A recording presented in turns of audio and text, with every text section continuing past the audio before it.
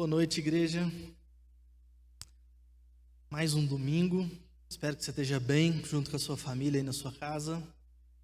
A gente volta a partir desse domingo e também no próximo a fazer nossas reuniões de forma online. Ninguém presencial aqui. Até mesmo hoje na gravação eu estou sozinho aqui, o que é estranho falar só com a câmera. Eu sinto falta de vocês aqui na igreja. Mas é uma decisão que a gente reuniu com a igreja, eu vou repetir, caso alguém não tenha visto nas nossas redes. A gente tomou essa decisão junto com a diretoria, pensando no cuidado com a igreja, porque não só tem o toque de recolher, às 20 da noite todo mundo tem que estar em casa, mas também os hospitais está tudo cheio, até os particulares, então talvez nesse momento é melhor a gente ser um pouco mais precavido, tomar mais cuidado com o nosso povo mesmo, tomar cuidado com a nossa família. Fora isso, tem a questão do testemunho que a igreja dá perante a sociedade, porque a gente não é obrigado a fechar. A gente tem uma lei federal que diz que igreja é essencial, que a gente tem a liberdade de abrir, mas a gente abre mão dessa liberdade em prol do nosso povo, em prol do testemunho. E seria quase que impossível eu vir compartilhar novamente aqui e não falar disso que está acontecendo, não falar que as coisas estão esquisita, que a gente está vivendo num momento, como eu disse, toque de recolher, nunca tinha vivido isso na vida.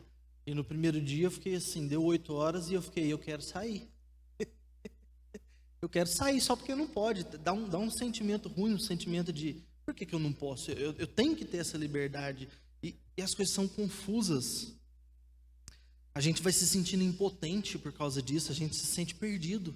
Você não sabe para que direção tomar, você não sabe quem está falando a verdade.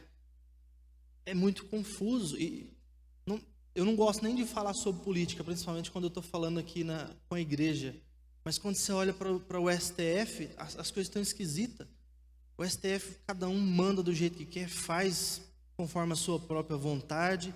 E a gente aqui, o povo, vai se sentindo desse jeito, perdido. A gente acaba tendo um sentimento de que não tem ninguém olhando por nós, a gente se esquece de Deus. E aí está a nossa falha, a gente não pode fazer isso. Abre a sua Bíblia no Salmo 23, a gente vai continuar estudando o Salmo 23.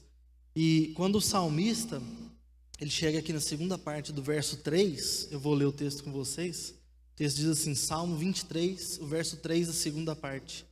Guia-me pelas veredas da justiça, por amor do teu nome. Davi, quando ele está escrevendo isso, ele está enfatizando a providência de Deus, o cuidado do bom pastor sobre ele, que é a ovelha. Ele está enfatizando o fato de que o pastor é quem tem o controle, o pastor que conduz a ovelha pelo caminho bom e que o pastor é fiel.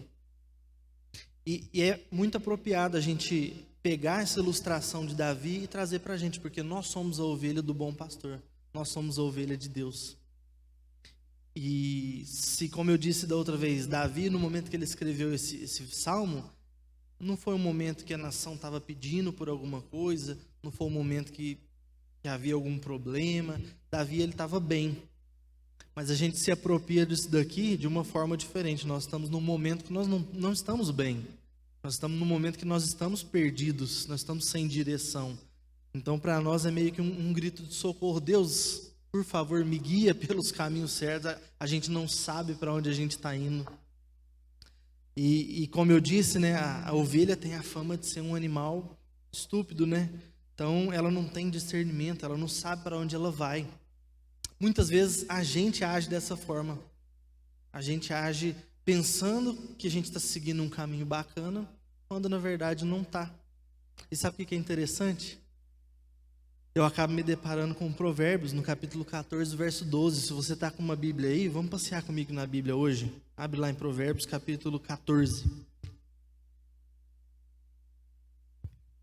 Provérbios 14, no verso 12, diz: há caminho que parece certo ao homem, mas no final conduz à morte. Há caminhos que ao homem parece ser bom, mas no final leva para a morte. E esse é o grande perigo da gente viver, como eu disse no começo, viver uma vida pensando que nós estamos à parte de Deus, pensando que Deus esqueceu da gente, pensando que Deus está longe, sem se importar comigo, como diz aquela música. E na verdade, Deus está presente, Deus está cuidando. Só que quando a gente coloca ele à parte, quando a gente acha que ele não está, a gente vai se desviar do caminho que Deus tem preparado para nós.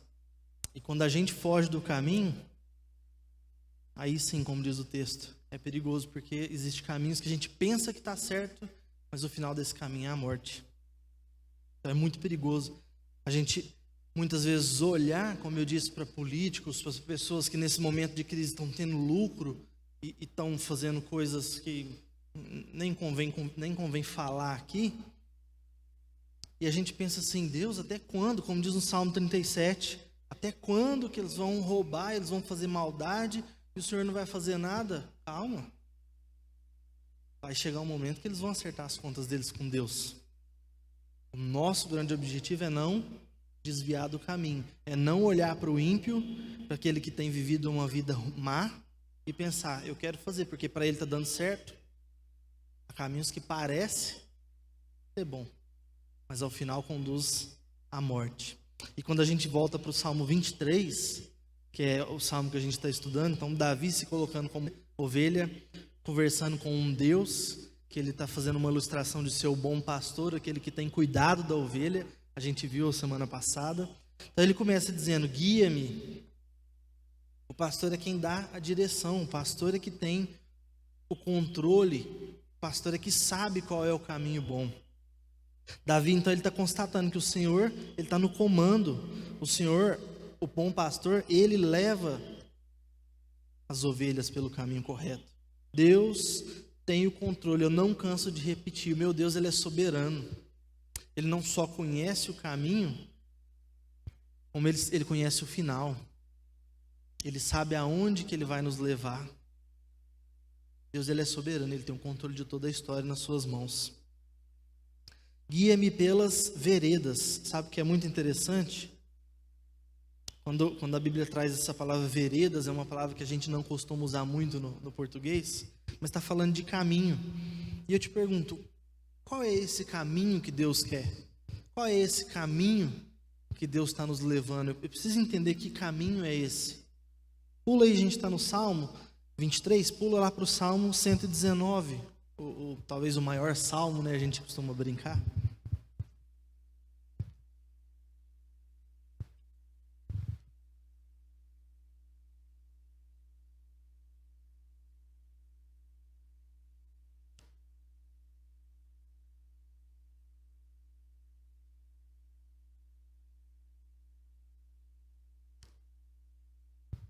Salmo 119, versículo 105. As crianças aprendem esse versículo muito cedo, é muito legal ensinar elas a falar isso, né? Mas Salmo 119, 105 diz, a tua palavra é lâmpada que ilumina os meus passos, é a luz que clareia o meu caminho. Como é que a gente vai ouvir o nosso Deus, o nosso bom pastor, nos guiar pelo caminho da palavra, pelo caminho que é a palavra? Como é que você vai ouvir isso? É lendo a palavra dele. Como a gente costuma brincar, quer ouvir Deus falar em alta voz? Quer ouvir audivelmente Deus falar com você? Lê a Bíblia em voz alta. Você precisa conhecer a palavra. Conhecendo a palavra, você vai conhecer os caminhos que Deus está querendo para a sua vida. Você vai entender por onde que Deus quer te levar. E eu penso muito no Provérbios 22, 6. Vocês também sabem ele bem decorado, né? Ensina a criança, instrui a criança o caminho que ela deve andar, e quando for velha ela não se desviará. A gente até pensa que o nosso dever é levar a criança na igreja quando ela é pequena, depois deixa acontecer o que acontecer, e um dia, quando for velha, ela se lembra. A verdade não é isso. Não é isso que Provérbios está dizendo. O provérbio está dizendo ensina a criança o caminho que ela deve andar, anda com ela. Trilha bem esse caminho da palavra, porque depois de muitos anos que você está ensinando esse caminho para ela, ainda que ela der uma desviada, ela volta, porque tem muito tempo você ensinou ela muito sobre o caminho correto. E olha que interessante. Agora, mais uma vez, eu volto a repetir, o problema é que muitas vezes nós não queremos seguir esse caminho. Muitas vezes nós desprezamos a palavra de Deus. A gente não conhece. A gente peca porque não conhece as Escrituras. A gente não está disposto a conhecer o caminho que Deus preparou para a gente. Vai lá em Jeremias, no capítulo 6.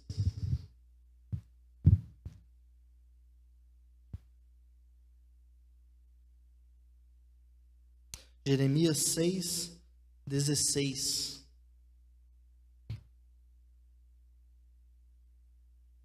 Assim diz o Senhor: ponham-se nas encruzilhadas e olhem, perguntem pelos caminhos antigos, perguntem pelo bom caminho, sigam-no e acharão descanso.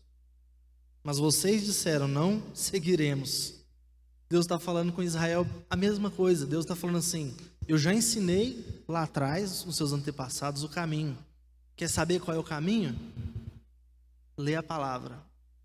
Você vai conhecer qual é o caminho que eu disse para os antepassados. Qual é o caminho bom, o caminho da vontade de Deus. Sabe o que Israel respondeu? A gente não vai seguir, a gente não está disposto a conhecer a tua palavra. E esse é o grande perigo que a gente encontra hoje também. Porque a gente acaba preferindo gastar muito mais tempo com internet, redes sociais, televisão. A gente acaba gastando muito mais tempo investindo na nossa carreira, no nosso estudo, no nosso trabalho. E deixa a vontade de Deus, o caminho de Deus, a palavra de Deus, para se sobrar tempo. Isso é muito perigoso. Guia-me pelas veredas da justiça. Significa que para a ovelha, a vereda da justiça é o caminho certo, é o melhor caminho, não há outro, não tem um outro caminho de vida. Porque se ela for pelo caminho errado, vai conduzir até a morte. Quando ele diz, guia-me pela vereda da justiça, o caminho da justiça é o caminho com fé, é o caminho de fé com Deus, de fé em Deus, de fé em Jesus. Não tem outro caminho para a salvação. Não existe. Eu posso até lembrar, né, Jesus dizendo, eu sou o caminho, a verdade e a vida. Ninguém vai ao Pai a não ser por mim.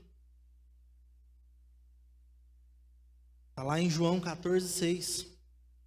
Se a gente for lá para Romanos 3, abre junto lá comigo, Romanos capítulo 3.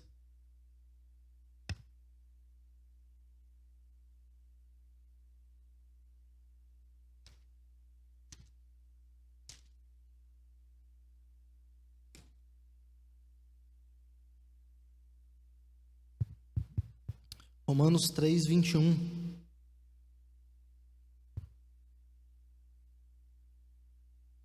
Romanos 3:21 diz assim: mas agora se manifestou uma justiça que provém de Deus.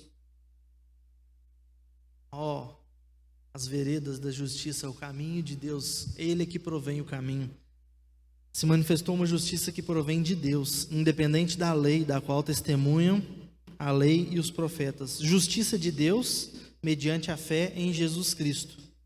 Para todos os que creem, não há distinção, pois todos pecaram e estão destituídos da glória de Deus, sendo justificados gratuitamente por sua graça, por meio da redenção que há em Cristo Jesus. Deus o ofereceu como sacrifício para propiciação mediante a fé pelo seu sangue, demonstrando a sua justiça. Mais uma vez, o Senhor Jesus dizendo, eu sou o caminho de justiça. Ninguém vai ao Pai a não ser por mim. O caminho de justiça é a fé no Senhor Jesus. E eu te pergunto, como é que está o seu relacionamento com Deus, o seu relacionamento com Jesus? Como é que está a sua fé em Jesus? Está firmada? Você tem certeza, você garante que você está firme no Senhor Jesus? Porque a gente tem essa oportunidade ainda hoje. Não deixa passar. Agora, eu me lembro de Enoque, lá em Gênesis, no capítulo 5, nem precisa ir lá. Mas Enoque é conhecido por ser alguém que andou com Deus. Lá em Gênesis 5:24 diz, Enoque andou com Deus e já não foi encontrado, pois Deus o havia arrebatado. É muito legal ver na história, porque na linhagem vem lá, fulano viveu tantos anos, morreu. Fulano viveu tantos anos, morreu. Enoque andou com Deus e já não foi encontrado. Ele não experimentou a morte. Porque eu estou falando desde o começo, tem caminho que parece ser bom para a gente, mas no final leva à morte. Enoque andou com Deus e não experimentou a morte. Agora, sabe o que é interessante? Voltando para o Salmo 23, a segunda metade do que a gente vai estudar hoje, né? A primeira metade diz: guia-me pelas veredas da justiça. É um pedido da ovelha, né? É um pedido da ovelha. Deus, me leva pelo caminho de vida. E ele completa: por amor do teu nome. É muito interessante a forma como ele coloca isso, porque o que está em jogo é a responsabilidade do pastor. O que está em jogo é a honra de Deus. Ele fala: por amor do teu nome. Significa que Deus tem um compromisso com ele mesmo. O próprio Deus, o pastor, tem um compromisso com ele. Deus não tem um compromisso comigo. Deus não tem um compromisso com você.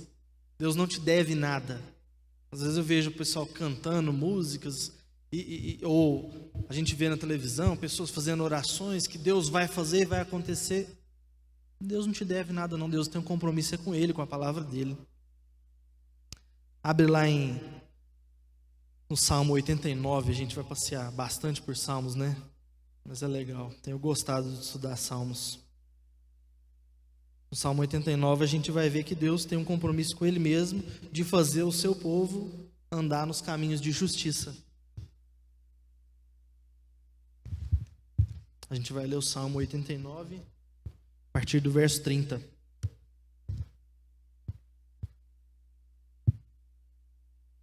Salmo 89, 30. Se os seus filhos abandonarem a minha lei e não seguirem as minhas ordenanças, se violarem os meus decretos e deixarem de obedecer aos meus mandamentos, com a vara castigarei o seu pecado e a sua iniquidade com açoites.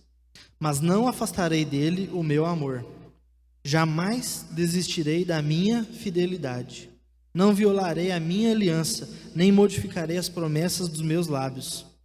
De uma vez para sempre jurei, pela minha santidade, não mentirei a Davi. Olha que legal.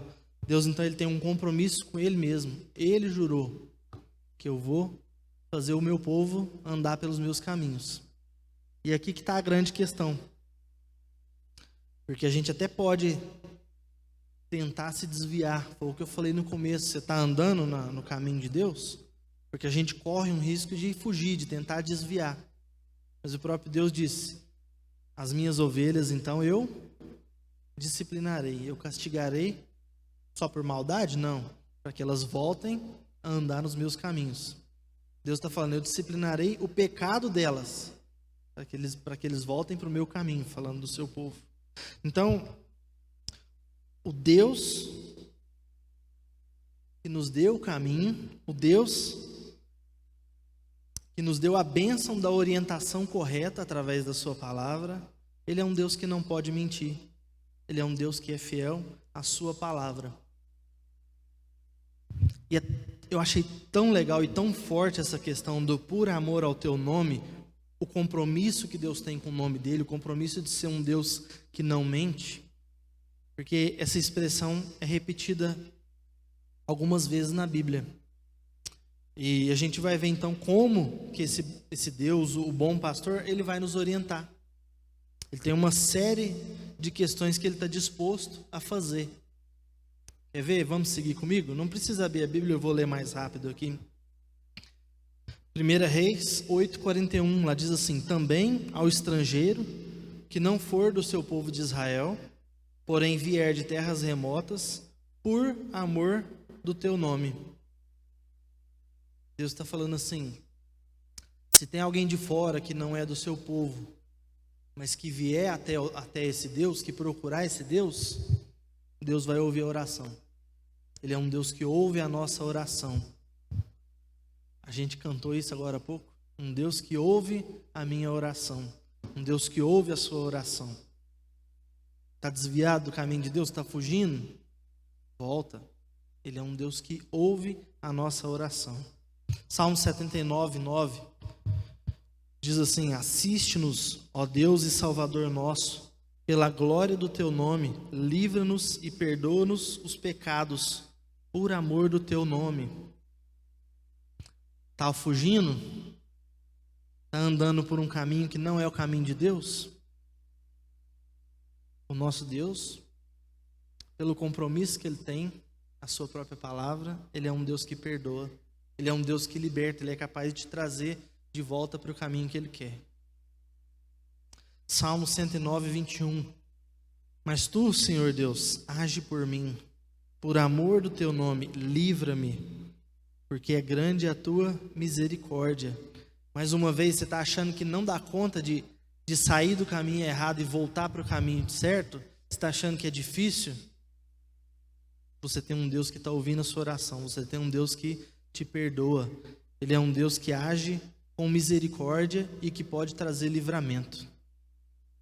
Salmo 143, 11. Vivifica-me, Senhor, por amor do teu nome. Por amor da tua justiça, tira da tribulação a minha alma. Como a gente falou semana passada, a ovelha ela só encontra descanso, ela só consegue descansar porque ela se sente protegida.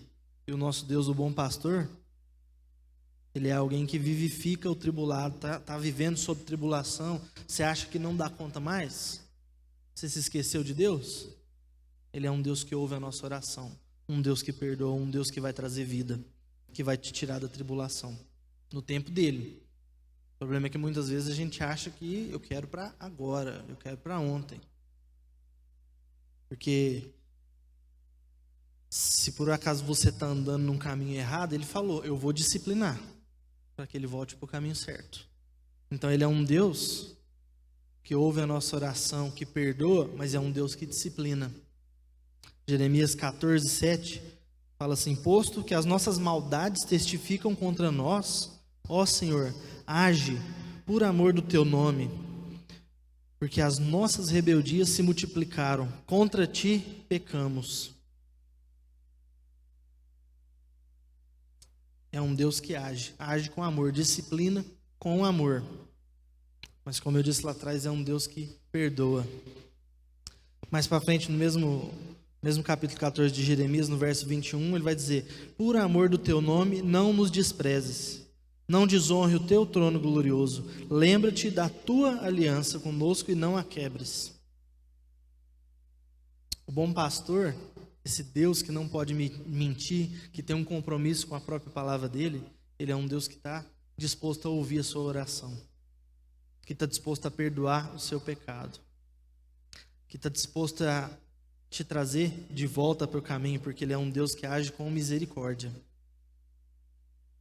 Ele é um Deus que traz vida, que traz disciplina, porque muitas vezes nós precisamos de disciplina. Muitas vezes a gente não consegue enxergar que a gente fugiu do caminho certo e na nossa cegueira, no nosso pecado, a gente pensa que nós é que estamos com a razão. Então Deus precisa disciplinar a gente também. E Ele faz isso conforme a aliança dele, por amor do seu nome. A gente está caminhando para o final. Esse Deus fiel, o nosso Deus, cuidadoso pastor, Ele tem interesse em guiar suas ovelhas. Os crentes, a nossa igreja, Deus Ele quer guiar a sua vida pelo caminho certo, para que o nome dele seja glorificado. Como a gente viu lá atrás, a palavra, a sua palavra é a lâmpada para os meus pés, é o que ilumina onde eu devo caminhar. Deus Ele quer muito mais do que nos orientar, muito mais do que apontar e dizer o caminho certo é para lá. Nosso Deus é um Deus que nos guia, nos leva, Ele anda conosco pelo caminho certo.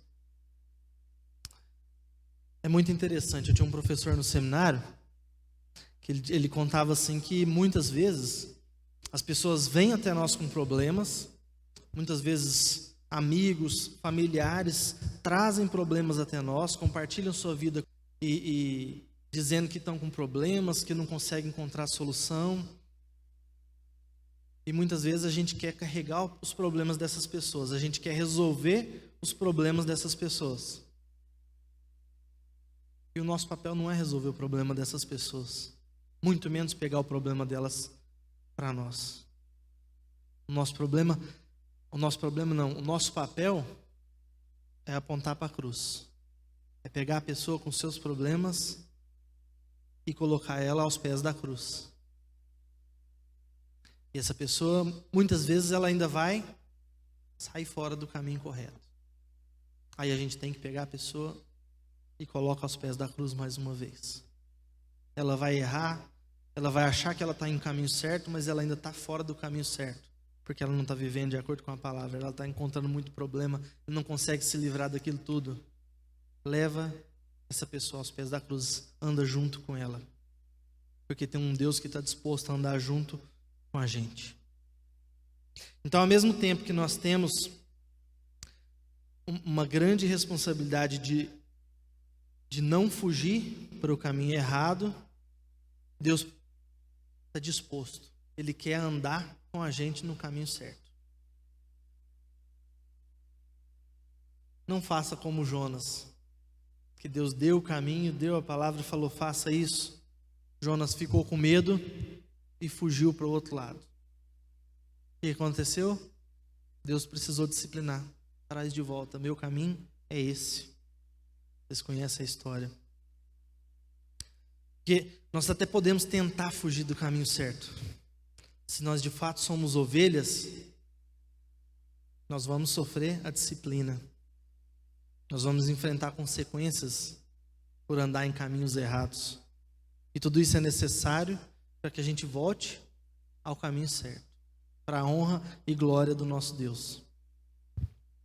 O meu convite, o meu desafio para você hoje, chegando mais ao final aqui, é que você tenha a oportunidade hoje, nessa noite aí na sua casa, de tomar a decisão, de reconhecer, eu estou andando no caminho errado. Eu achava que eu estava no caminho certo, mas eu não estou vivendo de acordo com a palavra, de acordo com o caminho que Deus direcionou, com o caminho que Deus tem orientado para que eu viva a minha vida. Ele é um Deus que ouve a nossa oração, que perdoa. Chegando ao final do nosso tempo junto aqui, encerrando, que nessa semana a nossa oração possa ser como a do salmista no Salmo 25. Abra a sua Bíblia lá no Salmo 25, para a gente ler junto. Salmo 25, verso 4 diz: mostra-me, Senhor, os teus caminhos, ensina-me as tuas veredas, guia-me com a tua verdade, ensina-me, pois tu és Deus, o meu Salvador, e a minha esperança está em ti o tempo todo. Lembra-te, Senhor, da tua compaixão e da tua misericórdia que tens mostrado desde a antiguidade. Que essa possa ser a nossa oração. A gente pensa que a gente está vivendo num momento meio perdido, a gente não sabe o que é verdade, está tudo bagunçado, a gente perde a nossa liberdade. Deus, me mostra o caminho. Deus, mais do que isso, anda comigo, é um Deus presente. E que Ele possa andar com você nessa semana, todos os dias, como Ele prometeu. Amém? Uma boa noite. Na próxima semana a gente ainda vai estar online. Depois do próximo domingo a gente faz um novo comunicado. Se volta presencial ou ainda não. Que Deus abençoe.